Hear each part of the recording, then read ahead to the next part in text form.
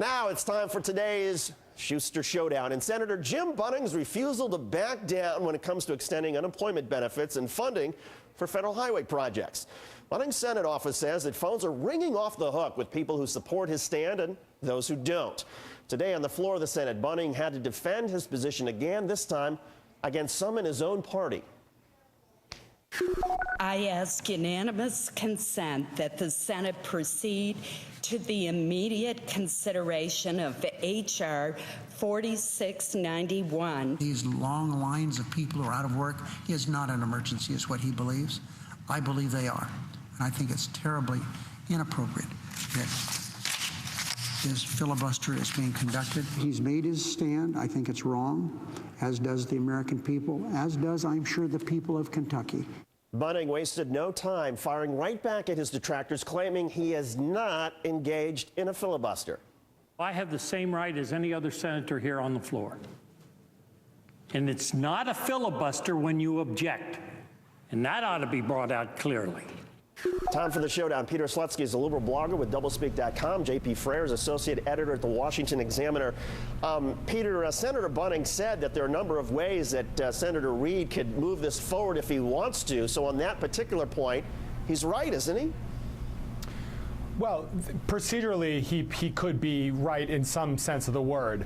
But the optics of this and the politics of this is really damning. And, you know, for the life of me, I can't understand why Senator Bunning, and I can't understand why the Republican Party isn't pressing him to end this objection and move forward to help the nearly 1 million people who are looking for unemployment benefits, including 14,000 that are in his own home state. It just doesn't make much sense to me. JP, how about it?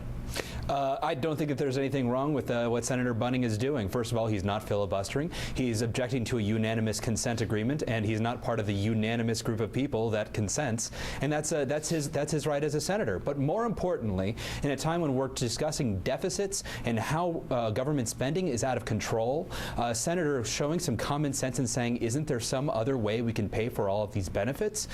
Trying to respect a Democrat-passed rule about being able to pay for things that they pass. That's a great point. The problem is that Senator Bunning never seemed to care about deficits before, and the issue is it doesn't matter right now. It doesn't matter. But the issue is, the issue is that a lot of people who are depending on those unemployment benefits would declare this an emergency. Here's what House Majority Leader Steny Hoyer said about what Senator Bunning is doing. Quote: 100,000 workers lost employment benefits immediately. 400,000 will lose benefits within 1 to 2 weeks, and it increases to 1.5 million in the month of March. If we can't get this done, and 3 million after that, so one senator is impacting the lives of hundreds of thousands and perhaps millions. On that point, is this worth making a philosophical argument about the deficit? Absolutely. In fact, there's actually a way that they can solve this problem without adding to the deficit, which is using a portion of the unused stimulus funds, $787 billion, and putting it towards this. That's all they have to do. But they don't want to do that because they'd much rather continue spending and pulling more taxpayer money in, and it's not necessary. Peter? With all due respect, the hypocrisy here is just stunning. Senator Bunning, the Republican Party, for years and years, just spent and spent and spent and passed tax cuts for the rich and so forth. So your solution is to spend more. When there comes a moment where we need this money to help unemployed people, to help doctors get reimbursed, to help with road programs and infrastructure, he's voting against it. He's obstructioning. So, you know, I think that it's just pure hypocrisy. JP, as far as the politics, never mind the whole philosophical issue, right. Given that a number of Republicans asked Senator Collins to make that statement on their behalf today, there must be a lot of Republicans acknowledge this is not good politically in terms of the optics. Well, I'd say that when you have the Tea Party movement looking like a viable movement that can affect votes, and their primary concern is government spending, it might not be a bad idea for the senator from Kentucky to ensure that the Senate maintains some semblance of fiscal propriety. Except that he hasn't done it before. That's the issue. Republican primary.